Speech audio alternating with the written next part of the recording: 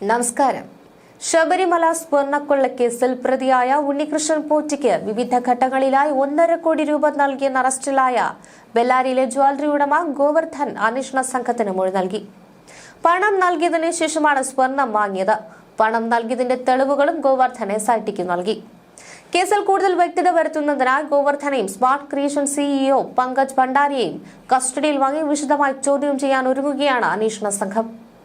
ശബരിമല സ്വർണ്ണക്കൊള്ളക്കേസിൽ അറസ്റ്റിലായ പ്രതികളെ കസ്റ്റഡിയിൽ വാങ്ങുവാൻ അന്വേഷണ സംഘം തിങ്കളാഴ്ച അപേക്ഷ നൽകും. താൻ നിരപരാധിയാണെന്നും സൗഹൃദത്തിന്റെ പുറത്ത് സ്വർണം വാങ്ങിയതെന്നും വാദിക്കുന്ന ജ്വല്ലറി ഉടമ ഗോവർദ്ധൻ ജാമ്യത്തിനായി ഹൈക്കോടതിയെ സമീപിക്കാൻ ഒരുങ്ങുകയാണ്. എന്നാൽ ദേവസ്വം സ്വത്താണെന്ന് അറിഞ്ഞുകൊണ്ട് തന്നെ ഗോവർദ്ധൻ തട്ടിപ്പിന് കൂട്ടുനിന്നുവെന്നാണ് പ്രത്യേക അന്വേഷണ സംഘത്തിന്റെ കണ്ടെത്തൽ.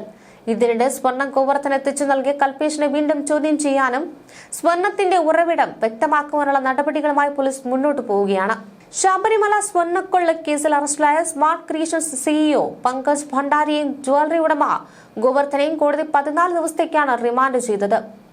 ദ്വാരപാലക ശില്പത്തിൽ നിന്ന് സ്വർണം വേർതിരിച്ചെടുത്തത് പങ്കജിന്റെ കമ്പനിയാണെന്നും ആ സ്വർണം വാങ്ങിയത് ഗോവർദ്ധനാണെന്നുമാണ് അന്വേഷണ സംഘത്തിന്റെ കണ്ടെത്തൽ.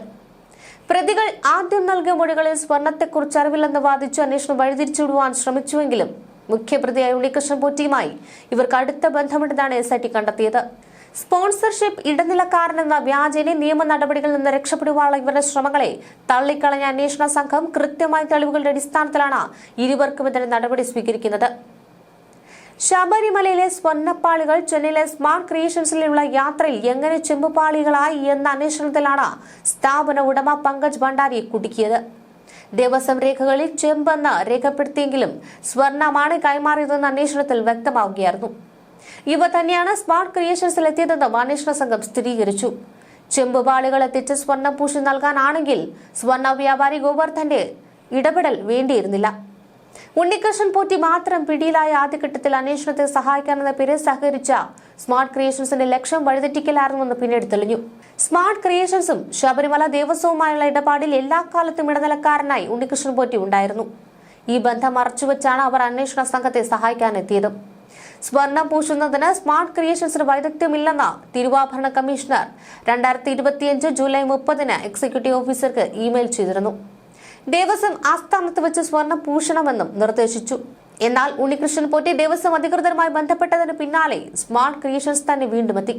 ശബരിമലയിൽ പൊതിഞ്ഞ സ്വർണമെന്ന നിലയിൽ ഇതിനുള്ള മൂല്യമാണ് കൊള്ളയടിക്കിവരെ പ്രേരിപ്പിച്ചത്. ഗോവർദ്ധനും പങ്കജ് ഭണ്ഡാരിയും തമ്മിൽ ബന്ധമുണ്ടെന്ന കണ്ടെത്തലാണ് നിർണായകമായത്. ഇപ്പോൾ അറസ്റ്റിലായവരല്ല ഉന്നതരെന്നും നീതിപൂർവമായ അന്വേഷണം നടന്നാൽ മുൻ ദേവസ്വം മന്ത്രിക്കും അതിനു മുകളിലേക്കും നീങ്ങുമെന്നും പ്രതിപക്ഷ നേതാവ് വി ഡി സതീശൻ ആഞ്ഞടിച്ചു. തെരഞ്ഞെടുപ്പ് കാലത്ത് ഉന്നതരിലേക്ക് അന്വേഷണം നീങ്ങാതിരിക്കുവാൻ എസ്ഐടിക്ക് മേൽ മുഖ്യമന്ത്രിയുടെ ഓഫീസ് സമ്മർദ്ദം ചെലുത്തി. സ്വർണം വാങ്ങിയവരും സൂക്ഷിച്ചവരും വിറ്റവരും തമ്മിൽ ലിങ്കുണ്ടെന്നും വി ഡി സതീശൻ പറഞ്ഞു. 2024 ശബരിമലയിൽ നടന്നത് കവർച്ചാ ശ്രമമാണ്. കോടതി ഇടപെട്ടതുകൊണ്ട് മാത്രമാണ് കവർച്ച നടക്കാതിരുന്നതെന്നും വി ഡി സതീശൻ പറഞ്ഞു. മുഖ്യമന്ത്രിയുടെ ഓഫീസ് അന്വേഷണ സംഘത്തിന് മേൽ സമ്മർദ്ദം ചെലുത്തുന്നുവെന്ന കോൺഗ്രസ് ആരോപണം ശരിവയ്ക്കുന്നതാണ് പ്രതികളുടെ ജാമ്യം തള്ളിയുള്ള കോടതി ഉത്തരവെന്നും ഇപ്പോഴും എസ്ഐടിയിൽ അവിശ്വാസമില്ലെന്നും അദ്ദേഹം പറഞ്ഞു. സംഘത്തിലുള്ളത് നല്ല ഉദ്യോഗസ്ഥരാണ്. എസ്ഐടിക്ക് മേൽ അനാവശ്യ സമ്മർദ്ദം മുഖ്യമന്ത്രിയുടെ ഓഫീസ് ചെലുത്തുകയാണ്.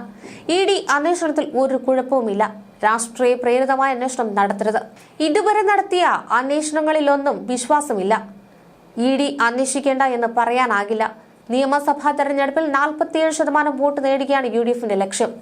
CPMനെ തോൽപ്പിക്കാനല്ല അവർ തോറ്റതെന്ന് ബോധ്യപ്പെടുത്തുവാനാണ് ശ്രമമെന്നും സന്ദേശം സിനിമ ഇപ്പോഴാണ് ഇറങ്ങിയതെങ്കിൽ പാരഡി ഗാനം നിരോധിച്ചതുപോലെ നിരോധിക്കണമായിരുന്നുവെന്നും വി ഡി സതീശൻ പരിഹസിച്ചു.